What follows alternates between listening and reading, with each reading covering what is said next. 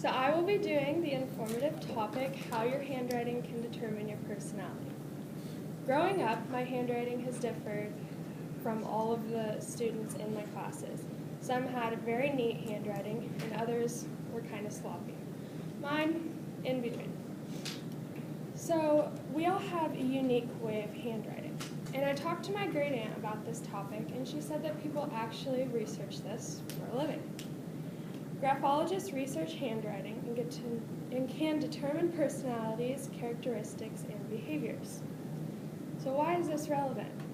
Honestly, I just thought it was fascinating to learn about, but we do use handwriting every day, so I thought it would be cool for you guys to relate it to your own.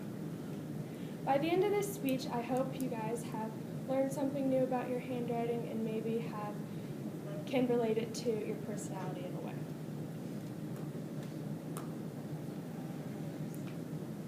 So graphology. Let's talk about what graphologists do. Merriam-Webster's dictionary defines graphology as the study of handwriting for the purpose of character analysis. They determine the personalities, characteristics, and behaviors. So let's look at an example. One awesome thing about this is that the Criminal Justice Department can analyze criminals' handwritings. So why not look at some very known serial killers? On the left, we have Jeffrey Dahmer. His handwriting is slightly upright. It's very messy, hard to read, and his letters are extremely small, and his pressure is very heavy. On the right, we have Jack the Ripper. His is slightly upright. His letters are looped together. It's hard to read, and also his letters are small with heavy pressure. As you can see, there are similarities in this. I'm definitely not saying that if your handwriting looks like this, you're going to be a serial killer, but this is what they're All right. Psychology Today states that graphologists can determine the level of intelligence, leadership qualities, alcohol and drug use, and many other things just based on your handwriting.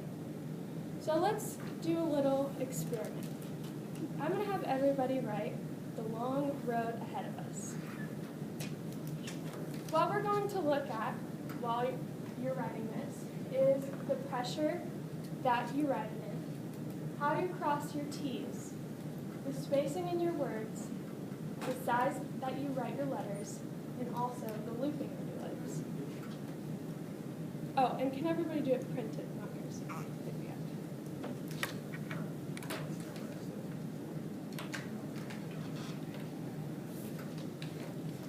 Let's begin looking at the pressure of your handwriting. We have heavy and light. So heavy pressure could mean that you're good with commitment. It could also mean that you respond negatively to criticism and you take things very seriously. Light pressure means that you're empathetic. You like talking about your feelings to others and you don't mind listening to others' feelings also, and that you're sensitive. Next, we're going to look at the crossing of the letter T in the word the. So we have the perfect cross T, the long cross T, and the middle T. So the perfect cross T means that you have good self-esteem. You're confident in showing off your abilities. The long cross T means that you're optimistic, but oftentimes you have troubles letting your past get in the way of your future. And the middle means that you're comfortable with your life, but there are times that you could lack determination. Next, we will look at the spacing. We have wide spacing and narrow spacing. So wide spacing, you like your freedom. You don't mind the house to yourself and you enjoy your alone time. Narrow, you don't like to be alone. You feel more comfortable when you're with somebody and you just like having people around you. Next, we will look at the size of your letters.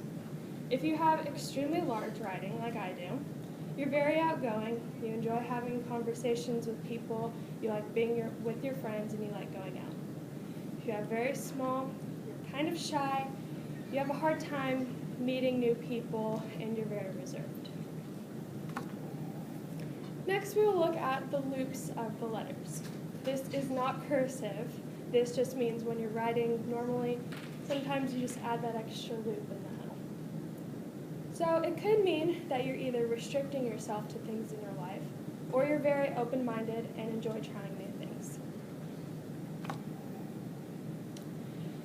Thank you for that. All right. So next we're going to talk about the accuracy of this. This is not 100% accurate. I know in my own personal handwriting there are things that graphologists state that it could mean one thing, but I'm the total opposite. I did look up some people and they have commented about it saying that it was about 90% correct, and I would think that it was for my own as well. Alright, so today I've provided you information about graphology. I hope you all learned something new and fascinating about your handwriting, and I hope you enjoyed it and that it spiked some information to maybe share it with your friends.